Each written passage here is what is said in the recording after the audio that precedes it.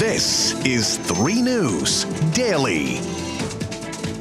Hello, everyone. Welcome back to 3 News Daily on this Wednesday, November 8th, also known as the day after Election Day and the day after history was made in Ohio twice. I'm Stephanie Haney. Thank you for being with us here in Northeast Ohio, where abortion rights were approved with a resounding yes as Issue 1 has passed. That means on December 7th, our state constitution will change to guarantee access to abortion and other forms of reproductive health care. It passed with 57% of the 3.9 million votes cast on this issue. Signal Cleveland's managing editor Mark Namick explains for us now what it would take to undo this change. Lawmakers are already talking about what their options are, and again, those include going back to the voters. There is no other way now to change this without going to the voters. However, they can still look to restrict abortions for what happens after fetal viability, which is around 22 weeks. Now, in other words, under Issue 1, what Mark is saying there is abortion is not protected after a fetus can survive outside of the womb, so lawmakers can still restrict abortion after viability based on how our Constitution will be changed when this change takes effect. Now, Issue 2 also rallied a lot of supporters this election, passing also with 57% of the 3.8 million votes cast on this issue. That means the recreational use of marijuana will now be legal in Ohio for adults ages 21 and older. Under the new law, adults will be able to buy and possess 2.5 ounces of cannabis and be allowed to grow a limited number of marijuana plants at home, but the new law does come with some uncertainty. Issue 2 is a law. It's not in the state constitution, so there's a lot more room to change it. If lawmakers decide today or tomorrow that they want to go and pass another law that contradicts it, they can do it. If state officials don't create any laws blocking recreational marijuana use, Issue 2, like Issue 1, will take effect on December 7th.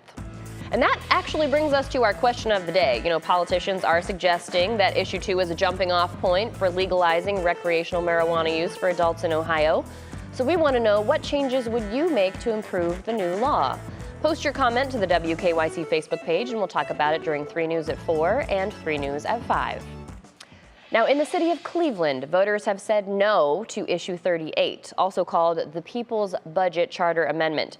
Issue 38 was a proposal to take $14 million and put it in the hands of an unelected group of city residents who would then divide that money up among the wards however they liked.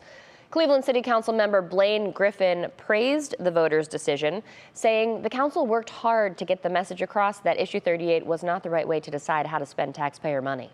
I believe that we got that message across to people in the city of Cleveland because we don't want that. We believe that representative government is in their council, and the people of the city of Cleveland have entrusted us in order to make decisions about our community. Now, Griffin says the failure of Issue 38 will help protect safety and services in the city. Also new overnight, the city of Akron has a new mayor. Now, it's been assumed since May that Shamas Malik would take over to lead in Akron, and last night that became official. He beat write-in candidate Nathaniel Green with 96% of the vote, getting the go-ahead from 36,000 people who cast ballots in Summit County. Now, thanks to everyone who joined us for our Election 2023 streaming special last night. If you missed it, you can find that on the WKYC YouTube page. There's analysis in there from both sides of the aisle and more from Mark Namick. We also have more coverage on last night's election on WKYC.com. And starting today at 4, we'll take a look at what the future looks like with the passage of both Issues 1 and 2. Now to other news in Akron. A woman was sentenced today for causing a car crash during a funeral procession that took the lives of her son and her nephew. Last October, when Tanika Allen's car crashed into another car, her 12-year-old son Tamar and 6-year-old nephew Trevond Walker were both hanging out of the window. They were thrown from the car and died from their injuries. Today, Allen was sentenced to 4 years and 9 months in prison. This was after pleading guilty to charges including aggravated vehicular homicide and endangering children. Now, in Tuscarawas County, the sheriff's office believes they have discovered the remains of a missing Stark County woman. Police found a decomposed body off the side of a road in Sandy Township on Saturday.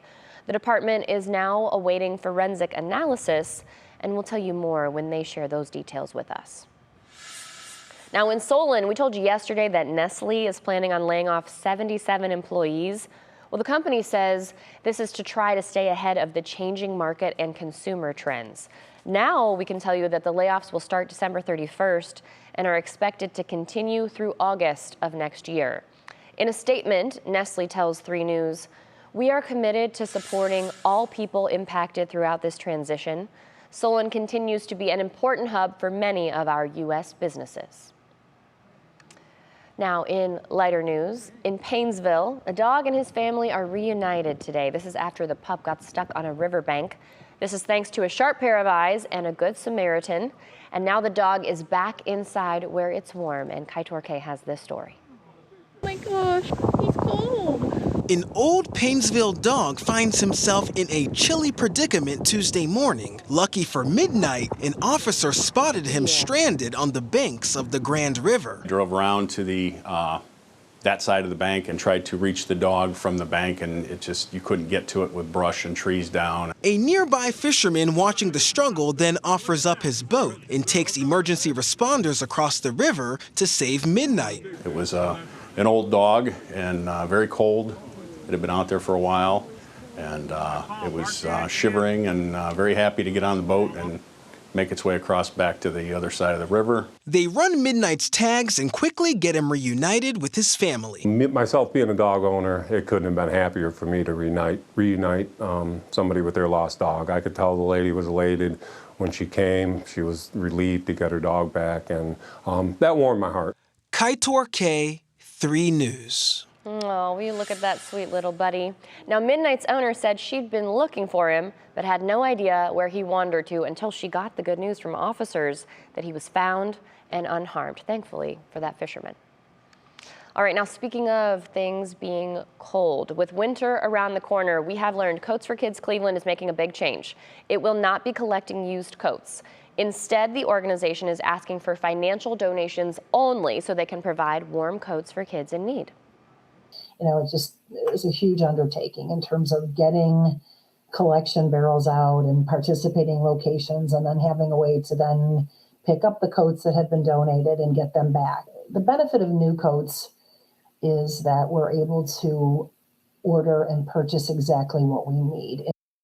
You have to think that all of that logistics would be a big undertaking. Now, 3 News has long been a media sponsor for Coats for Kids, so we've got all the information you need to support this very important cause on our website. That's on WKYC.com, and if you are able, again, they are accepting financial donations. All right, thank you very much for being with us for today's edition of 3 News Daily. Wherever you're watching or listening, we appreciate you.